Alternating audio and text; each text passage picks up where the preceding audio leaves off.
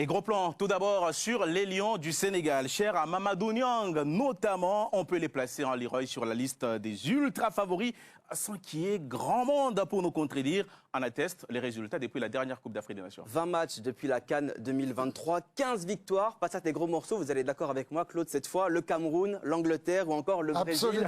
Voilà, contre qui ils ont gagné 4-2, notamment en juin 2023, mais aussi contre qui ils ont connu leur seule et première défaite depuis 2023. C'était le mois dernier.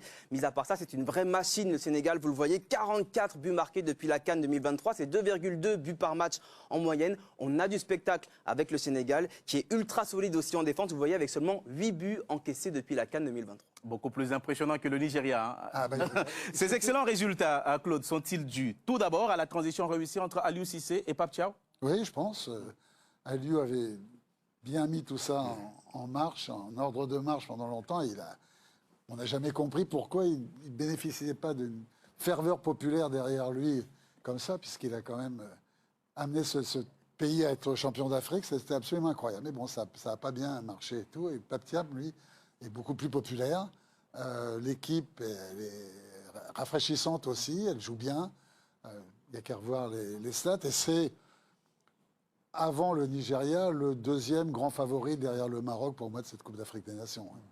Claude l'a rappelé, hein, le Sénégal jouait déjà très bien avec Aliou Cissé. Qu'est-ce que Pape Thiaw a apporté de plus? Quelle est sa patte? Je pense qu'il est beaucoup plus à l'écoute des joueurs, il est très proche des joueurs. Pape Thiaw, c'est quelqu'un qui travaille beaucoup. Moi, j'ai passé mes diplômes avec lui. Et c'est un bosseur, il est toujours dans la réflexion.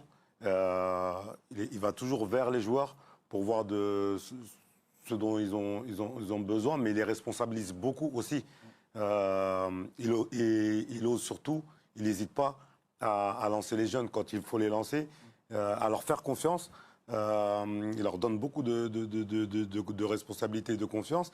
Et les joueurs, ils apprécient ça. Hein. Moi, pour avoir échangé avec pas mal de joueurs, ils apprécient le coaching de Pape qui est à l'écoute de comment ils veulent jouer, de comment ils se sentent mieux sur le terrain tactiquement. Et donc, il les associe à la réflexion tactique. Bien sûr, les associer à la réflexion tactique. Et je pense que c'est une bonne chose. Je pense que c'est ce qui manquait aussi avec Aliou, parce que Aliou faisait du très très bon travail, mais si par moment il était plus à l'écoute de certains cadres, de certains leaders, je pense qu'il aurait eu des meilleurs résultats, notamment sur la fin. C'est vrai que Pape Thiaw a à sa disposition un groupe de très très grande qualité. Et pour s'en rendre compte, Leroy, vous vous êtes penché ligne par ligne sur le groupe qu'il a utilisé ces derniers mois. Un effectif hors norme. Pour le Sénégal, on commence avec les gardiens. Regardez qui est derrière Edouard Mendy. On a Moridio et Yehvan Diouf, deux très très bons gardiens du championnat de France. En défense, un très beau mix entre expérience et jeunesse avec des Kalidou Koulibaly qui ont par exemple 97 sélections,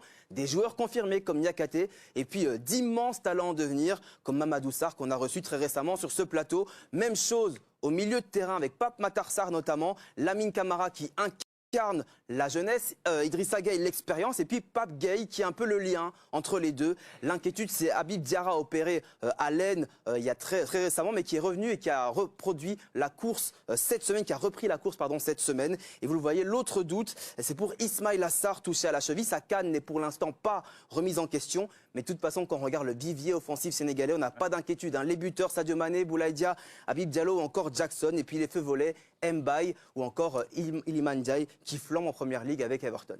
On va s'arrêter un instant avec vous.